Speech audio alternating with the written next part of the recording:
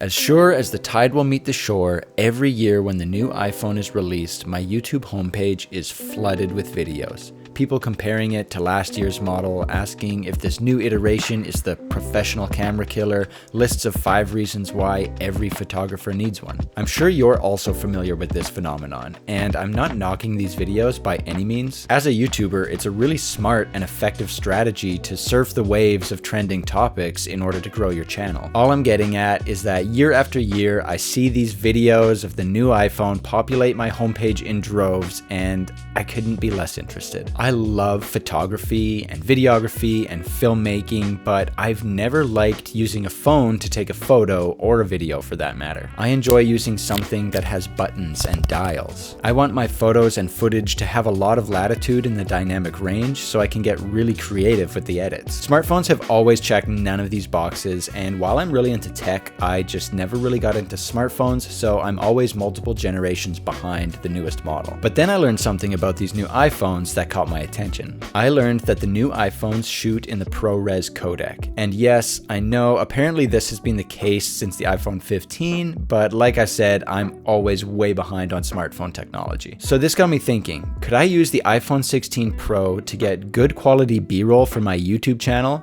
And going even further, could I use it to take decent portraits using the camera raw profile? And I don't mean portraits like this, I mean portraits like this. So I figured what better way to test it out than to shoot an entire YouTube video with it, which is why everything in this video, with the exception of this talking head and any shots you see of the iPhone itself, have been shot with the iPhone 16 Pro. I'm also going to use this thing to see if I can capture some decent portraits with it, because there have been so many times that I've been out and about with people and it's the right time of day and the light's hitting just right, and I find myself thinking, darn, I wish I had my camera right now. I'm sure every photographer watching this can relate. And the reason that the idea of using the iPhone to capture YouTube B-roll was so intriguing to me was because typically the B-roll for these videos takes a lot of time and quite a bit of equipment. At the very least, it requires me to bring a tripod, a couple of lenses, variable ND filter, batteries, charger, my camera body, and a bag to protect it all.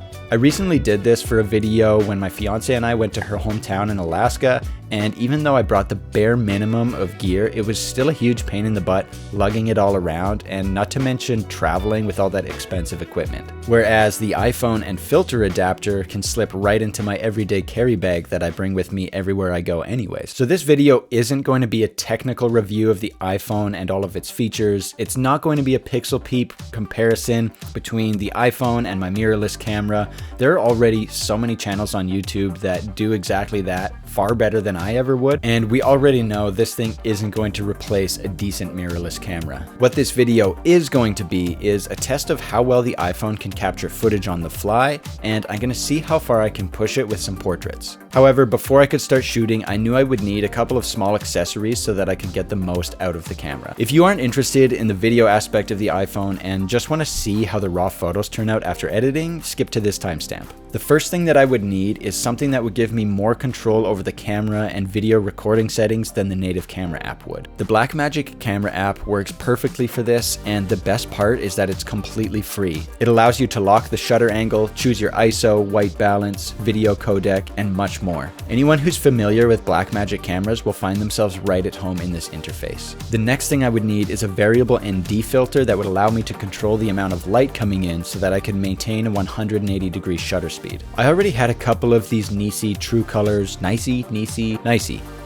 Nisi True Color variable ND filters, so I was set there. They can cut the light down by 5 stops, and I like them more than other VNDs I've used in the past because variable ND filters are notorious for causing a color cast and changing the color of your footage, whereas these Nisi True Color filters don't do that, at least from what I've noticed anyways, shooting with them over the last 5 or 6 years. Next, I needed something to attach the VND filters to my phone, which is where this magnetic filter adapter comes in. There are a bunch of different mounting solutions for filter adapters for your iPhone. I just ultimately went with this magnetic filter adapter from Amazon because my whole goal when I set out to do this was seeing how quick and easy I could get this footage, and having something that just snaps onto your phone like that and holds it very nice. It doesn't get much quicker than that to attach it. It also has the option of extending in case you have an iPhone 16 Pro Max, and it comes with a little removable rubber grommet, so you're able to use it on your phone whether you have a case or not. With those two things, all I had left was to get a tripod. I knew I could get an adapter for my phone for one of the tripods I already have, but they're built for larger cameras, and again, the whole point of this was how easy and portable I could make this. So I just got this little tripod from Amazon. Once again, it's MagSafe, so it just clips right onto the phone like that. It holds it really sturdy. It's a strong magnet. Quick and easy. As you can see, this thing is pretty compact when it's folded up, and it feels like it only weighs like less than 2 pounds. If you want to check any of these out, I've put links for them in the description below. So with these accessories, I was finally able to get the most out of the iPhone camera, so I set out to see what it can do. And turns out it can do a lot. Once I brought the footage into Resolve, I was immediately impressed by how well the ProRes footage stood up to some grading.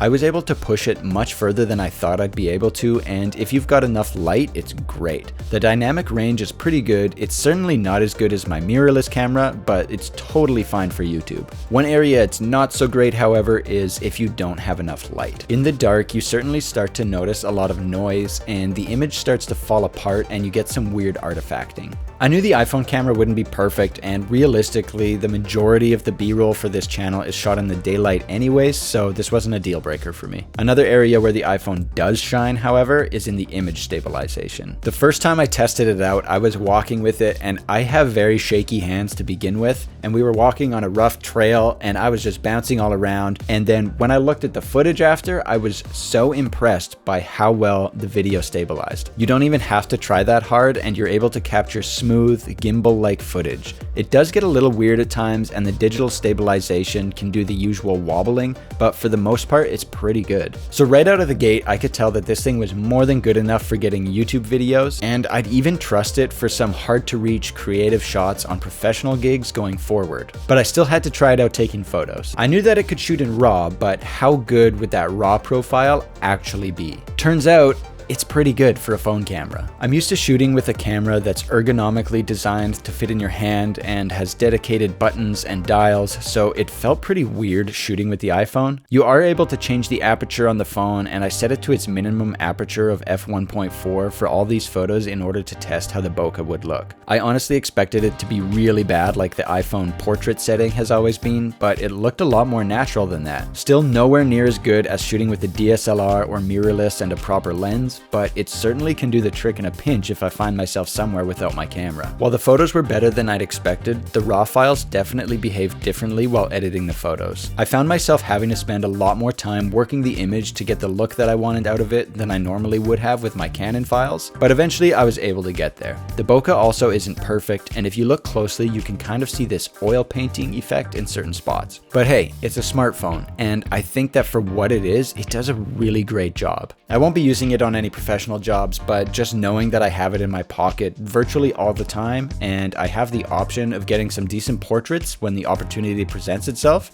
that's good enough for me. It's pretty cool to see how far smartphone technology has come, and after using the video features, it's really great how much it lowers the barrier for entry for people who want to start a YouTube channel or do any kind of video content. I don't know which smartphone has the best camera. I'm sure there are Androids out there with cameras that are just as good, if not better than the iPhone. I just got the iPhone because I like the ProRes codec a lot and I'm used to working with it, and my workstation is a Mac, so it just made sense. All in all, the iPhone 16 Pro works great for capturing YouTube content, and it can do a pretty good job capturing some photos if you're in a pinch. Anyways, that's it for this video. If you like the video, share it with your friends, like the video, subscribe to the channel. I know I haven't been posting as frequently lately. Life has just been very busy, but I really appreciate each and every one of you that takes the time to watch these videos, and I always hope that you get something out of it. I know this one, I wasn't really teaching anything, and my videos where I'm teaching portrait photography stuff, people tend to like those a lot better, so I'm going to be focusing a lot more on those going forward. I was just really intrigued by the iPhone shooting in ProRes and RAW, and I just figured as a photographer and a filmmaker, I should probably check this thing out, and I'm glad that I did.